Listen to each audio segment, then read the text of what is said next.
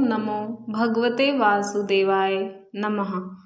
आप सभी का स्वागत है हमारे चैनल में। आज हम लेकर आए हैं देव उठनी एकादशी व्रत कथा और इसका पूरा महत्व, जिसे प्रबोधिनी एकादशी या देवोत्थान एकादशी भी कहा जाता है। कार्तिक मास के शुक्ल पक्ष की एकादशी को यह व्रत किया जाता है। मान्यता है कि इस दिन भगवान विष्णु 4 महीने की योग निद्रा से जागते हैं और उनके जागने के साथ ही सभी शुभ कार्यों की पुनः शुरुआत होती है, जैसे विवाह, गृह प्रवेश, मुंडन आदि। देव उठनी एकादशी व्रत का महत्व। चतुर्मास के दौरान भगवान विष्णु श्रावण शुक्ल एकादशी को शयन करते हैं और कार्तिक शुक्ल एकादशी को जागते हैं। इन 4 महीनों में देवता विश्राम करते हैं, इसलिए इस अवधि में किसी भी मांगलिक कार्य को वर्जित माना गया है। देव उठनी एकादशी के दिन भगवान विष्णु के जगने पर समस्त सृष्टि में पुनः ऊर्जा और शुभता का संचार होता है। कहा जाता है कि जो भक्त इस दिन व्रत रखता है उसे वर्ष भर का पुण्य प्राप्त होता है और उसके सारे पाप नष्ट हो जाते हैं। व्रत की विधि। इस दिन ब्रह्म मुहूर्त में उठकर स्नान करें, पीले वस्त्र धारण करें और व्रत का संकल्प लें। मैं श्री हरि विष्णु के जागरण हेतु देव उठनी एकादशी का व्रत कर रही हूँ।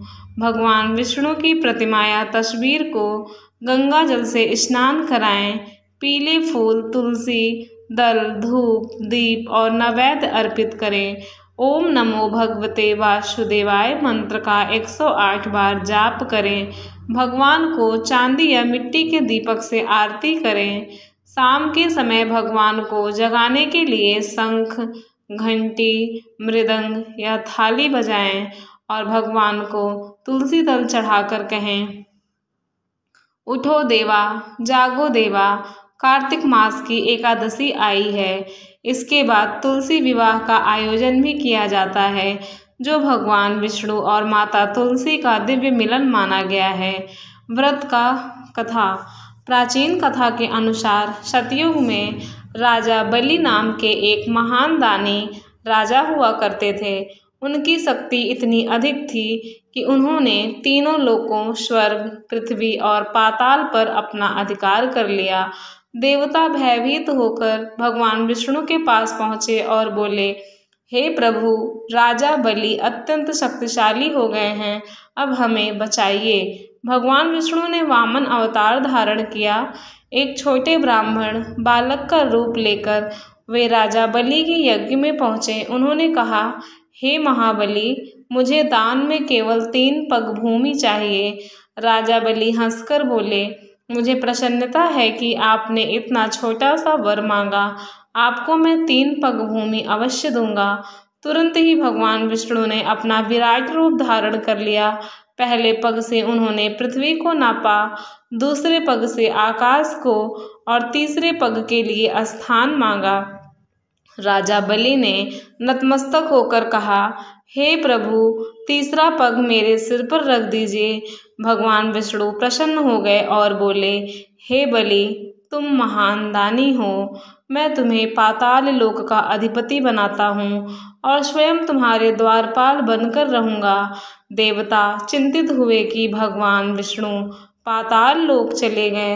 तब प्रभु ने कहा, अब मैं 4 महीने तक योग निद्रा में रहूँगा और जब कार्तिक मास अब मैं 4 महीने तक योग निद्रा में रहूँगा और जब कार्तिक शुक्ल एकादशी आएगी तब मैं जागूंगा। तब से यह तिथि देव उठनी एकादशी कहलाने लगी। भगवान के जागने पर सभी देवता और भक्त उन्हें जगाने के लिए दीप जलाते हैं, गीत गाते हैं और आरती करते हैं। देव उठनी एकादशी के दिन तुलसी विवाह का आयोजन भी होता है। कहते हैं कि तुलसी माता जो वृंदा के रूप में जन्मी थी, उनका विवाह भगवान विष्णु से इसी दिन हुआ था। यह विवाह प्रतीक है शुद्ध प्रेम, समर्पण और भक्ति का। तुलसी विवाह करने से विवाह में आ रही बाधाएं दूर होती हैं और घर में सुख शांति बनी रहती हैं।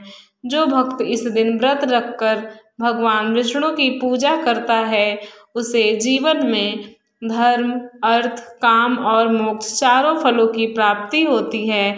देवउठनी एकादशी का व्रत न केवल पापों को